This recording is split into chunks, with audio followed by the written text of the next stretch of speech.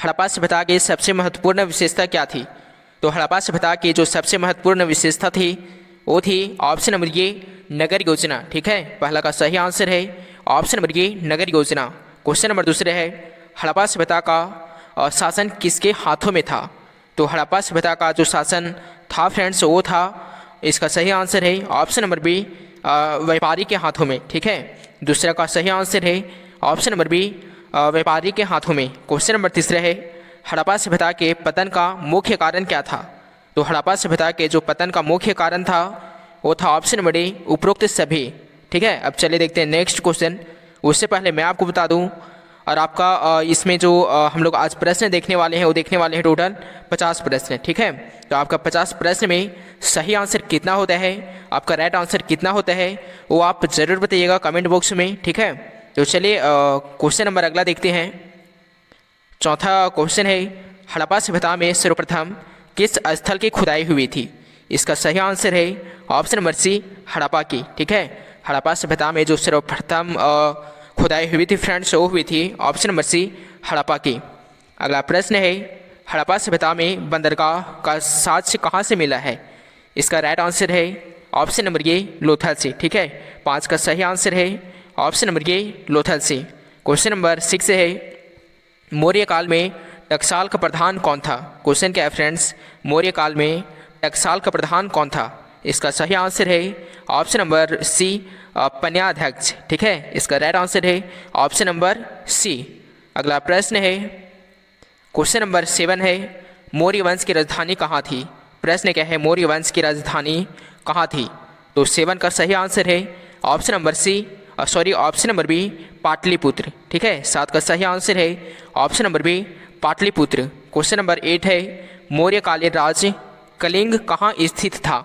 इसका सही आंसर है ऑप्शन नंबर सी उड़ीसा में। ठीक है, 8 का राइट आंसर है ऑप्शन नंबर सी उड़ीसा।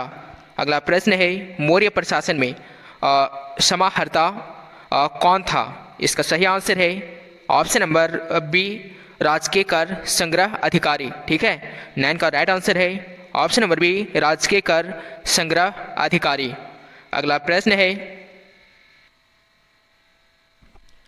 मौर्य काल में ब्राह्मदेय क्या था? इसका सही आंसर है ऑप्शन नंबर सी भूमिदान। ठीक है, 10 का राइट आंसर है ऑप्शन नंबर सी भूमिदान। क्वेश्चन नंबर 11 है अशोक ने महेंद्र एवं संघमित्रा को धर्म प्रचार के लिए कहाँ भेजा था? ऑप्शन ए है जापान, ऑप्शन बी है चीन, ऑप्शन नंबर सी है तिब्बत और ऑप्शन नंबर डी है श्रीलंका। तो 11 का सही आंसर है ऑप्शन नंबर डी श्रीलंका। ठीक है, और नेक्स्ट क्वेश्चन है अशोक किस वंश का शासक था? इसका सही आंसर है ऑप्शन नंबर सी मौर्य वंश का। ठीक है, अशोक किस वंश का शासक था? ऑप्शन नंबर सी मौर्य वंश का शासक। अगला प्रश्न है क्वेश्चन नंबर 12 है अशोक किस ये क्वेश्चन देख चुके हैं। अगला प्रश्न है अशोक किस बौद्ध भिक्षुक के प्रभाव से बौद्ध बना था? इसका सही आंसर है ऑप्शन नंबर ये उपगुप्त। ठीक है, 13 का सही आंसर है ऑप्शन नंबर ये उपगुप्त। क्वेश्चन नंबर 14 है मौर्य काल में कलिंग की राजधानी कहाँ थी? तो मौर्य काल में जो कलिंग की राजधानी थी वो थी ऑप्शन नंबर सी तोबली। ठीक है, 14 का सही आंसर है ऑप्शन नंबर सी तोबली। अगला प्रश्न है आर्यभट्ट कहाँ का निवासी था? तो आर्यभट्ट जो था फ्रेंड्स वो था ऑप्शन नंबर ये पाटलिपुत्र का। ठीक है, आर्यभट्ट कहाँ का निवासी था? ऑप्शन नंबर ये पाटलिपुत्र का निवासी था। क्वेश्चन नंबर 16 है भारत का प्रथम नगरीकरण कब हुआ था? तो भारत का जो प्रथम नगरीकरण हुआ था फ्रेंड्स वो हुआ था ऑप्शन नंबर बी हड़प्पा काल में। ठीक है, इसका सही आंसर है ऑप्शन नंबर बी हड़प्पा काल में। क्वेश्चन नंबर 17 है गीता रहस्य किसकी रचना है? यहाँ पे 4 ऑप्शन दिया हुआ है। पहला है महात्मा गांधी, दूसरा है बाल गंगाधर तिलक, तीसरा है रविंद्रनाथ टैगोर और चौथा है दादा भाई नौरोजी। तो 17 का सही आंसर है ऑप्शन नंबर बी बाल गंगाधर तिलक। ठीक है, 17 का राइट आंसर है ऑप्शन नंबर बी बाल गंगाधर तिलक। अगला प्रश्न है क्वेश्चन नंबर 18 है गीता के महत्व पर किसने विचार व्यक्त किए हैं?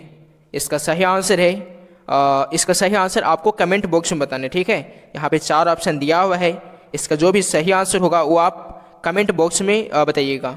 अगला प्रश्न है मनुस्मृति के रचयिता कौन थे? तो मनुस्मृति के जो रचयिता थे वो थे ऑप्शन नंबर डी मनु। ठीक है, 19 का सही आंसर है ऑप्शन नंबर डी मनु। अगला प्रश्न है महाभारत की रचना किसने की थी? तो महाभारत की जो रचना किए थे फ्रेंड्स वो किए थे, इसका सही आंसर है ऑप्शन नंबर सी वेद व्यास। ठीक है, महाभारत की रचना किसने किए थे? ऑप्शन नंबर सी वेद व्यास। अगला प्रश्न है क्वेश्चन नंबर 21 है प्राचीन भारत के महाकाव्य का नाम क्या है? यहाँ पे 4 ऑप्शन दिया हुआ है, इसका सही आंसर है option number A Ramayana Mahabharata. ठीक है, 21 का सही आंसर है option number A Ramayana Mahabharata. प्राचीन भारत के जो महाकाव्य का नाम है वह है option number A Ramayana Mahabharata. अगला प्रश्न है मनुस्मृति में कितने प्रकार के विवाह का उल्लेख किया गया है? तो मनुस्मृति में जो विवाह का उल्लेख किया गया है वो किया गया है ऑप्शन नंबर सी 8 विवाह का। ठीक है, मनुस्मृति में कितने प्रकार का विवाह का उल्लेख किया गया है? ऑप्शन नंबर सी 8 विवाह का। क्वेश्चन नंबर 23 है बुद्ध का सारनाथ में दिया गया प्रथम उपदेश क्या कहलाता है? क्वेश्चन क्या है फ्रेंड्स, बुद्ध का सारनाथ में दिया गया प्रथम उपदेश क्या कहलाता है?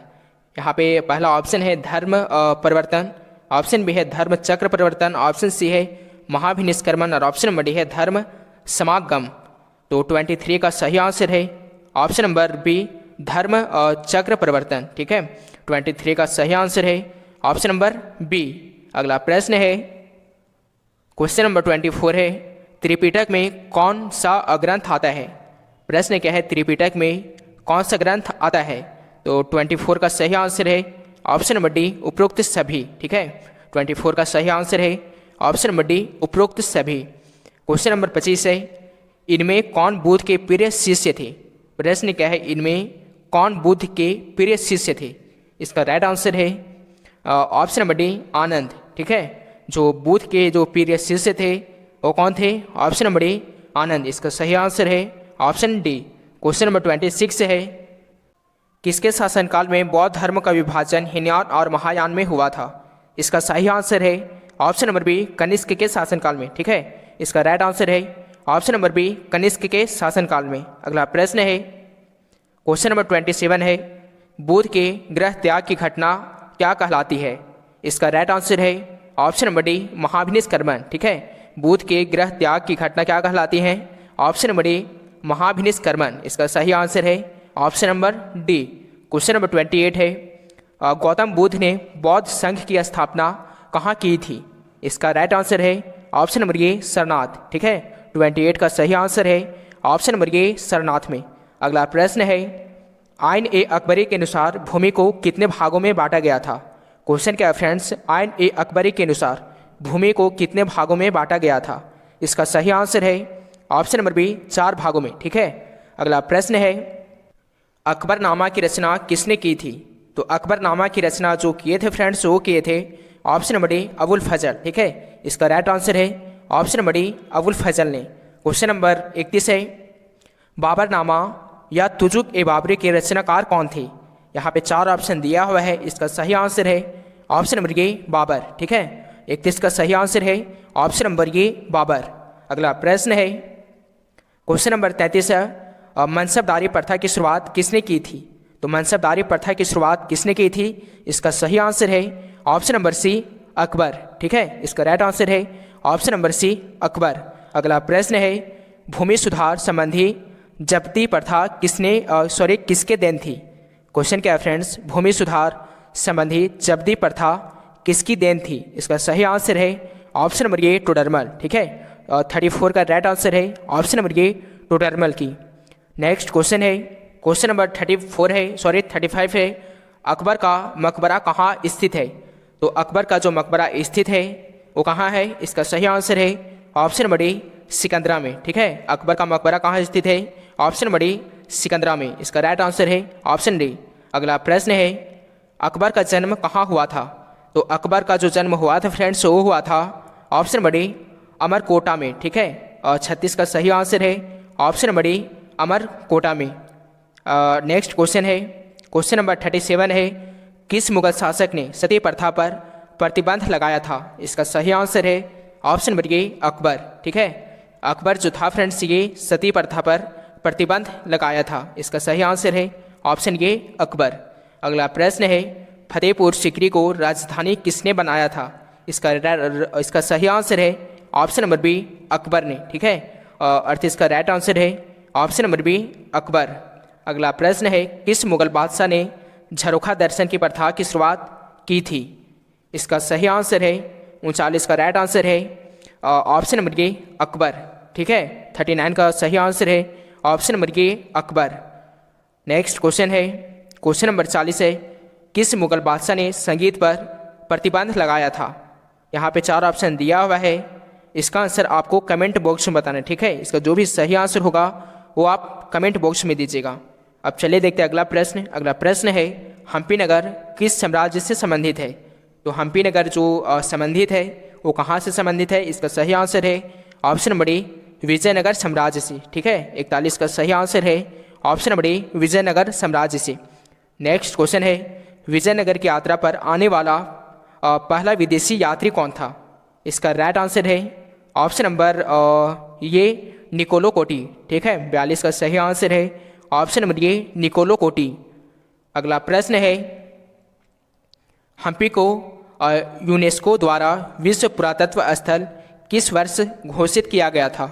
ऑप्शन ए है 1856, ऑप्शन बी है 1876, ऑप्शन सी है 1902 और ऑप्शन नंबर डी है 1986। तो 43 का सही आंसर है ऑप्शन नंबर डी, 1986। ठीक है, 43 का राइट आंसर है ऑप्शन नंबर डी, 1986। अगला प्रश्न है, बहमनी साम्राज्य की राजधानी कहाँ थी? तो बहमनी साम्राज्य की जो राजधानी थी फ्रेंड्स वो कहाँ थी? इसका राइट आंसर है ऑप्शन नंबर बी, बिदर। ठीक है, 44 का सही आंसर है ऑप्शन नंबर बी, बिदर। अगला प्रश्न है, तालीकोटा या राक्षस तंगड़ी का युद्ध कब हुआ था? इसका सही आंसर है ऑप्शन नंबर बी, 1565 में। ठीक है, और 45 का सही आंसर है ऑप्शन नंबर बी, 1565 में। अगला प्रश्न है, सूफी संतों के केंद्र को क्या कहा जाता है? तो सूफी संतों के केंद्र को क्या कहा जाता है? ऑप्शन ए है मजार, ऑप्शन बी है दरगाह, ऑप्शन सी है फ्रेंड्स खान खा और ऑप्शन नंबर डी है मस्जिद। तो 46 का सही आंसर है ऑप्शन नंबर सी, खान खा। ठीक है, इसका राइट आंसर है ऑप्शन नंबर सी। अगला प्रश्न है, सूफी परंपरा में गुरु को क्या कहा जाता है? इसका सही आंसर है ऑप्शन नंबर ए, पीर। ठीक है, सूफी परंपरा में गुरु को क्या कहा जाता है? इसका सही आंसर है ऑप्शन नंबर ए, पीर। ठीक है, नेक्स्ट क्वेश्चन है, सूफी परंपरा में शिष्य को क्या कहा जाता था? तो सूफी परंपरा में शिष्य को क्या कहा जाता था?